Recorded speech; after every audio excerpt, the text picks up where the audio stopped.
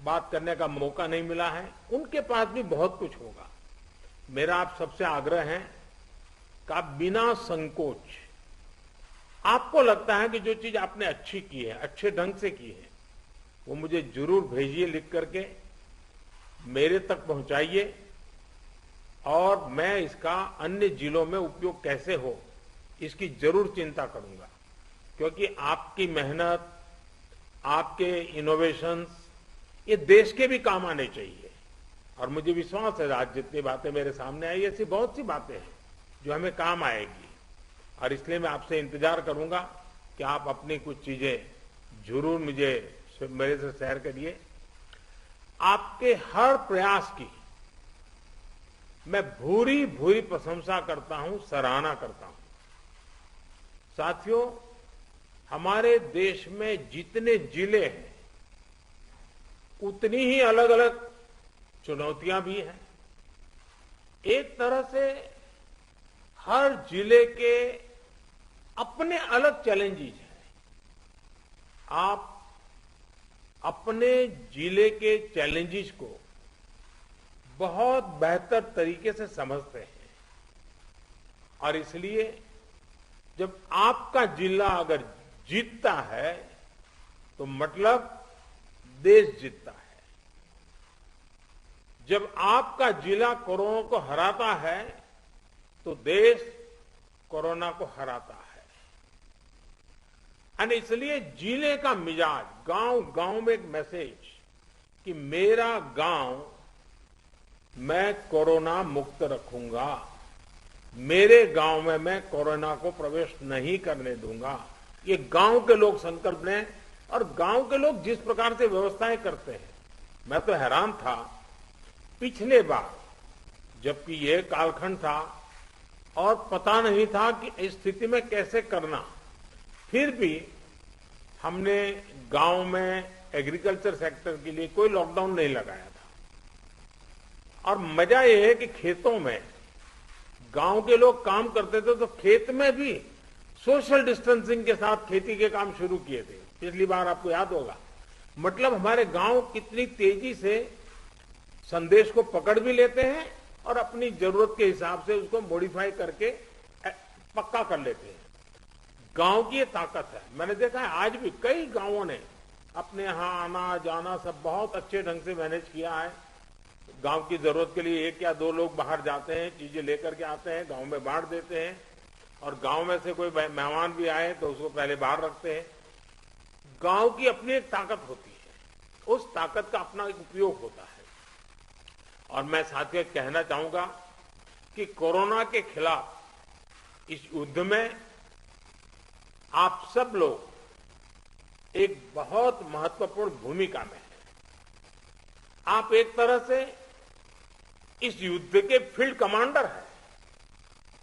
जैसा कि किसी भी युद्ध में होता है, फील्ड कमांडर बड़ी योजना को मूर्त रूप देता है, जमीन पर उस लड़ाई को लड़ता है, परिस्थिति के अनुसार निर्णय लेता है। आप सब भारत की इस लड़ाई के महत्वपूर्ण फील्ड कमांडर्स के रूप में आज नेतृत्व संभाल रहे हैं। और इस वायरस के खिलाफ हमारे हथियार क्या है? हमारे हथियार हैं local containment zones, aggressive testing और लोगों तक सही और पूरी जानकारी। हॉस्पिटल्स में कितने बेड उपलब्ध हैं, कहां उपलब्ध हैं, ये जानकारी आसानी से उपलब्ध होने पर लोगों की सहूलियत बढ़ती है। इसी तरह काला बाजारी पर लगाम हो, ऐसे लोगों पर सख्त कार्रवाई हो, या फ्रंटलाइन वर्कर्स का मोरल हाई रखकर उन्हें मोबिलाइज करना हो।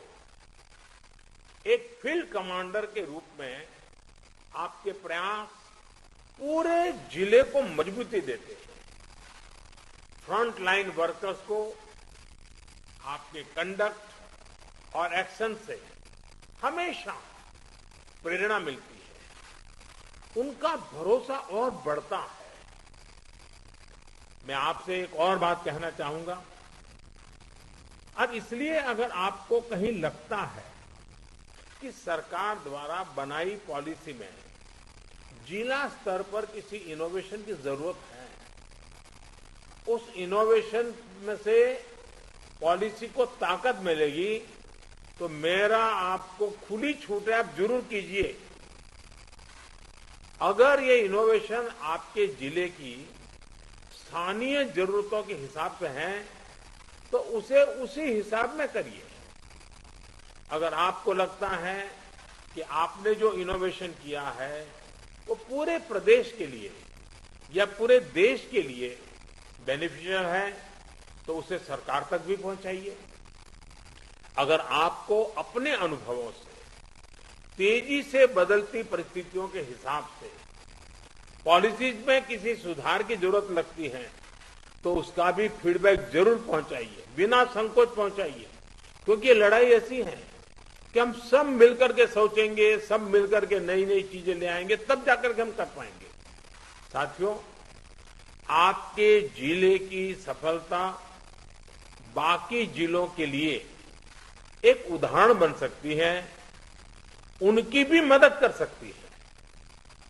कोरोना से निपटने के लिए जो भी बेस्ट प्रैक्टिसेस हैं, उनको भी हमें एडॉप्ट करते चलना है। आपके बहुत से साथी ऐसे जिलों में होंगे जहां कोरोना संक्रमण पीक पर पहुंचने के बाद अब कम हो रहा है। उनके अनुभवों से सीखकर आप अपने जिलों में अपनी रणनीति को और मजबूत करते रहेंगे तो कोरोना के खिलाफ लड़ाई और आसान होगी।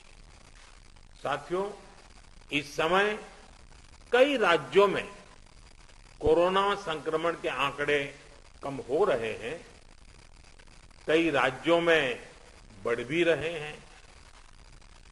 कम होते आंकड़ों के बीच हमें ज्यादा सतर्क रहने की जरूरत है। बीते एक साल में करीब करीब हर मीटिंग में मेरा यही आग्रह रहा है कि हमारी लड़ाई एक जीवन बचाने की है, एक एक जीवन बचाने की है।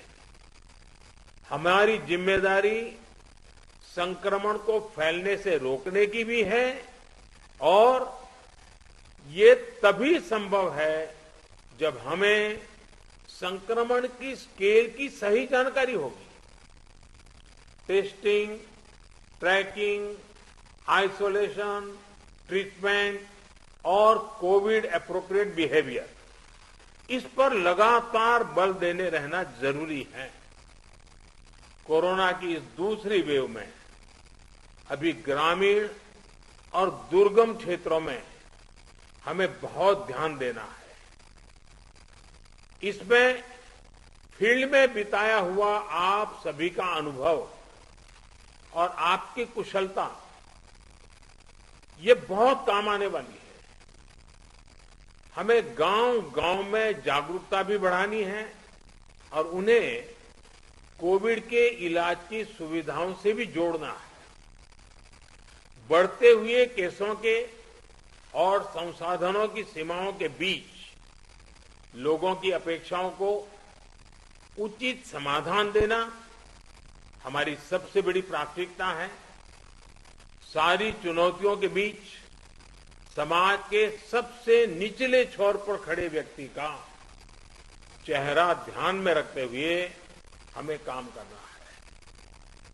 उसका कष्ट दूर हो, उसको मदद मिले, हमें ऐसी व्यवस्थाओं को और मजबूत करना है। इस बहुत बड़े वर्ग तक जब प्रशासन का एक भी व्यक्ति पहुंचता है तो या उससे संपर्क करता है, उसकी बात सुनता है, तो उससे बहुत बड़ा विश्वास जगता है। बीमारी से लड़ने की उसकी ताकत कई गुना बढ़ जाती है। जैसे हम देखते हैं, जब होम आइसोलेशन में रह रहे परिवार के पास प्रशासन के लोग ऑक्सीमीटर लेकर जाते हैं, दवाएं लेकर जाते हैं तो उसकी खोज खबर लेते हैं तो उस परिवार को संबल मिलता है कि हम अकेले नहीं हैं। साथियों, कोविड के अलावा आपको अपने जिले के हर एक नागरिक की ईज ऑफ लिविंग का भी ध्यान रखना है। हमें संक्रमण को भी रोकना है और दैनिक जीवन से जुड़ी जरूरी सप्लाई को भी बेरोक टोक चलाना है। इसलिए स्थानीय स्तर पर कंटेनमेंट के लिए जो भी गाइडलाइंस जारी की गई है उनका पालन कराते समय इस पर भी गौर करना है कि गरीब को परेशानी कम से कम हो, किसी भी नागरिक को परेशानी ना हो। साथियों, पीएम केयर्स के माध्यम से देश के हर जिले के अस्पतालों में ऑक्सीजन प्लांट लगाने पर तेजी से काम किया जा रहा है। कई अस्पतालों में ये प्लांट काम करना शुरू भी कर, जैसे अभी चंडीगढ़ का हमने सुना, कितना बेनिफिट हुआ उनको। और इसलिए आपसे मेरा आग्रह है कि जिस भी जिलों को ये प्लांट अलॉट होने वाले हैं वहां हर जरूरी तैयारी पहले से पूरी होने पर ऑक्सीजन प्लांट और तेजी से सेटअप हो जाएंगे। अस्पतालों में ऑक्सीजन मॉनिटरिंग कमेटी जितना सही काम करेगी उतना ही ऑक्सीजन का सही इस्तेमाल हो पाएगा। साथियों, टीकाकरण कोविड से लड़ाई का एक सशक्त माध्यम है। इसलिए इससे जुड़े हर भ्रम को हमें मिलकर के उसको निरस्त करना है। कोरोना के टीके की सप्लाई को बहुत बड़े स्तर पर बढ़ाने के निरंतर प्रयास किए जा रहे हैं। वैक्सीनेशन के लेकर व्यवस्थाओं और प्रक्रियाओं को हेल्थ मिनिस्ट्री लगातार स्ट्रीमलाइन कर रही है। कोशिश ये है कि अगले 15 दिन का शेड्यूल राज्यों को एडवांस में मिल जाए।